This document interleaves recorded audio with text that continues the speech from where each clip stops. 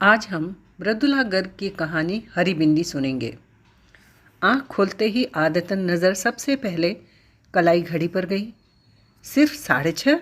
उसने फ़ौरन आंखें दोबारा कस के बंद कर ली और इंतज़ार करने लगी कि अब पलंग चरमराएगा और आवाज़ आएगी, उठना नहीं है क्या।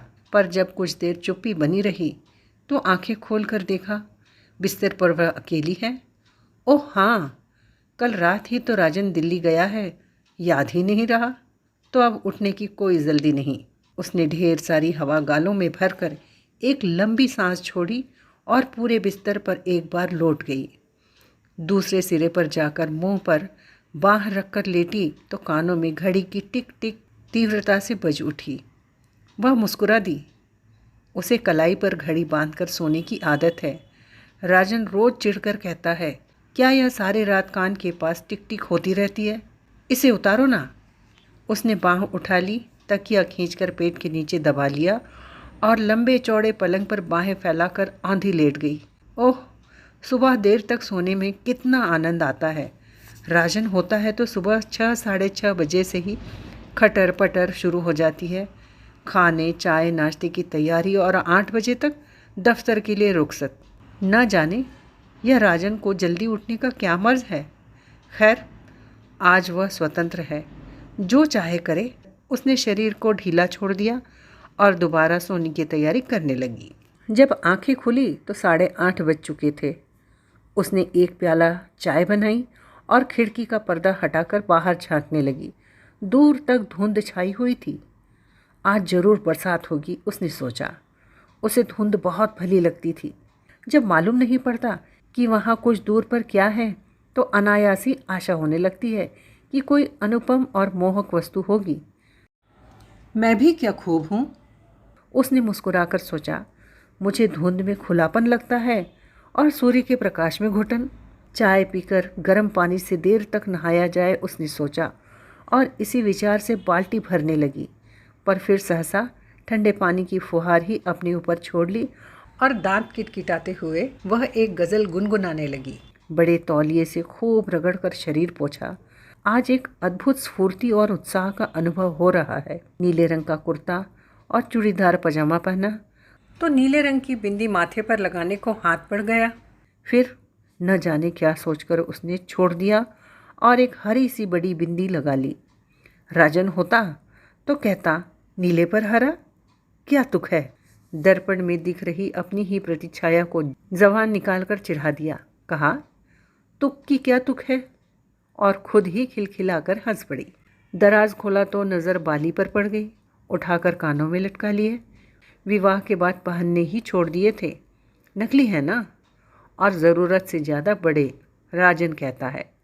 एक पुराना बैग हाथ में थांक कर झपट कर बाहर निकल आई। बरामदे में मुंडू बैठा है, आराम से सिगरेट फूंक रहा है। उसे देखते ही हथेली में छुपा ली। संजीदगी से बोला, खाना क्या बनाऊं?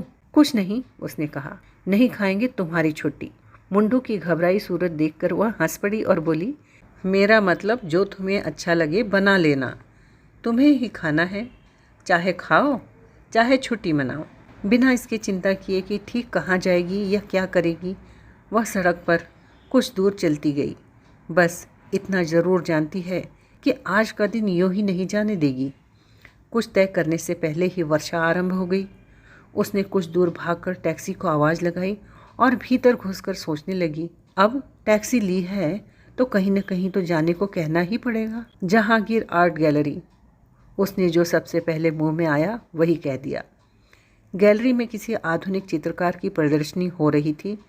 विशेष कुछ समझ में नहीं आया, पर आनंद अवश्य आया। आज कुछ भी करने में आनंद आ रहा है। एक चित्र के आगे वह काफ़ी देर तक खड़ी रही। देखा, पूरे कैनवास पर रंग बिरंगी रेखाएं इधर उधर दौड़ी चली जा रही हैं। अरे, उसने सोचा, यह तो बिल्कुल मेरे कुर्ते के समान है। वह ज़ोर से हंस पड़ी, इतने ज़ोर से कि पास खड़ा एक दढ़ियल आदमी उसे घूरने लगा। कहीं यही तो चित्रकार नहीं है? बेचारा, जरूर चित्र अत्यंत त्रासद रहा होगा। उसने चेहरे को अनुकूल बनाया और दढ़ियल के पास जाकर विनम्रता से कहा, सॉरी, और फ़ौरन बाहर निकल गई। बाहर निकलकर ख्याल आया, हो सकता है वह कलाकार ना हो, कोई उद्योगपति हो। दो किस्म के इंसान ही दाढ़ी रखने का साहस कर सकते हैं, कलाकार और सामंत। सामंत तो अब रहे नहीं, उनका स्थान उद्योगपतियों ने ले लिया है। तब तो दिन भर यही सोचता रहेगा, इसने सॉरी क्यों कहा, उसमें भी नफ़े की गुंजाइश ढूंढता रहेगा। वह दुगने वेग से हंस पड़ी। फिर देखा वर्षा थमी हुई है और आकाश अभी भी काफ़ी गुस्सैल नज़र आ रहा है। पूरा बरसा नहीं, उसने सोचा और फिर सड़क थाम ली। सड़क के किनारे एक रेस्टोरेंट देखकर याद आया कि काफ़ी ज़ोर की भूख लगी है। भीतर जाकर झटपट आदेश दिया, एक गर्मा गर्म टिकिया की प्लेट और एक आइसक्रीम एक साथ। एक साथ? बैरे ने पूछा। हाँ, कोई एतराज़ है क्या? जी नहीं, लाया। उसे ठंडा और गर्म साथ खाना बहुत भला लगता है। कहते हैं दांत खराब हो जाते हैं। कितना चटपट काम हो गया आज। राजन रहता है तो बढ़िया जगह बैठकर आराम से खाने की सूची देखने के बाद सोच विचार कर आदेश दिए जाते हैं। खाकर बाहर निकली तो सोचा किसी पास वाले सिनेमा घर में पिक्चर देख ली जाए। किस्मत से अंग्रेज़ी की एक पुरानी मजाकिया पिक्चर लगी मिल गई, डैनी के की। राजन कहता है, मुझे तो उसके बचपने पर भी हंसी नहीं आती, पर उसे तो आती है, खूब आती है। और फिर हंसी पर हंसी आती है, कभी कभी बेबात आती है, जैसे आज। पिक्चर के दौरान वह आज और दिनों से भी अधिक ठहाके लगा रही थी। पास बैठे आदमी की सूरत तो अंधेरे में नहीं दिख रही थी, पर हंसने में वह उससे 2 कदम आगे ही था। अदाकार की एक बेचारगी की मुद्रा पर वे दोनों इतने जोर से हंसे कि उनके हाथ आपस में टकरा गए। सॉरी कहने के विचार से एक दूसरे की ओर मुड़े, पर माफ़ी मांगने की बजाय एक ठहाका और लगा गए। उसके बाद हर बार यही हुआ। हंसी आने पर अनायास वे एक दूसरे को देखते और फिर मिलकर हंसते। पिक्चर समाप्त होने पर वे साथ साथ बाहर निकले तो देखा 4:30 बजे ही काफ़ी अंधेरा हो चला है। आकाश यूँ तना है कि बस अब बरसा कि तब बरसा। कितना सुहाना दिन है, उसने अपने पड़ोसी से कहा। सुहाना? उसने कुछ अचरज से कहा, या बेरंग? हाँ, कितना सुहाना, सुहाना बेरंग दिन है। वह हंस पड़ा। समझता हूँ, यहाँ सूरज तो रोज़ ही निकलता है, पर धुंध कभी कभी होती है। 8 महीने में आज पहली बार, उसने कहा। और अब मानसून शुरू हो जाएगी। हाँ, आज खूब बरसेगा, उसने कहा और अनायास ही, कॉफ़ी पिएंगे? ज़रूर। हल्की हल्की फुहार पड़ने लगी तो दोनों भागकर सामने वाले रेस्टोरेंट में जा घुसे।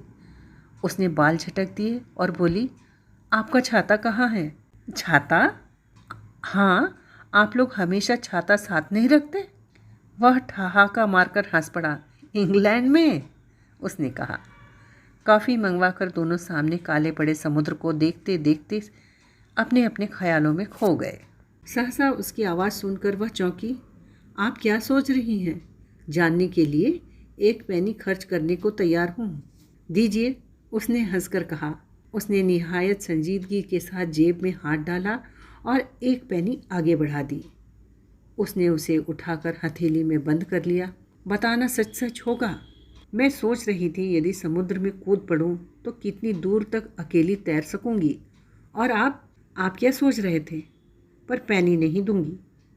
उसने मुट्ठी को और कस के बंद कर लिया, जैसे किसी आत्मीय का दिया हुआ उपहार। बुरा तो नहीं मानोगी? उसने पूछा।